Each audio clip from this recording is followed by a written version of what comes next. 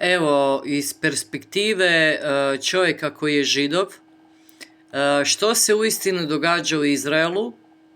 Evo, on je tamo bio osobno. And I have an obligation to stand up and fight for them just as I would my own family. And that really set me on the current path I'm on today. I've been very involved in Palestinian-related activism as a Jewish individual, an outspoken Jewish individual, I might add. Within college, I was very involved in the campus protest movement. I was featured on Al Jazeera. But I've also taken my activism to the West Bank, to Palestine.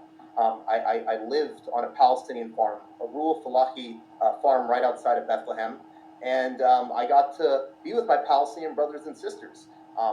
And part of that activism was also protective presence work, protecting Palestinians from Israeli settler encroachment. My first instance doing protective presence was actually incidental. It wasn't planned. It was in July of 2022, so way before October 7th, I want to qualify. And I remember I woke up on the farm, I was doing my normal farm activities, and way out in the distance, I see like 100+ individuals walking straight for the farm I'm staying on. And slowly, as they got closer, I realized these are religious Jews. They were wearing kippot, they were wearing their tzitzits, right, the little strings they have coming out of their pants. And as they got even closer, I'm like, holy crap, they're my age. They're like 19, they're 20. I was 19 at the time, and they were all around my age. And slowly but surely, I began to piece together what was happening. I'm like, oh, holy crap, these are settlers, and they're coming to take the farm I'm literally living at. And so I told the Palestinians in the farm, I said, hey, let me handle this. Let's like stay inside, stay on the farm. I'm going to lock up. I'm going to address this because I'm Jewish. I have that privilege. Let me handle this. I lock up the farm.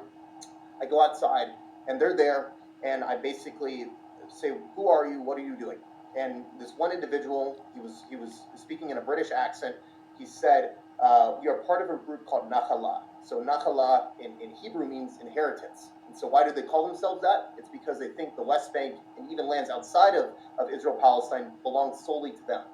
He said, we're part of a group called Nachalah.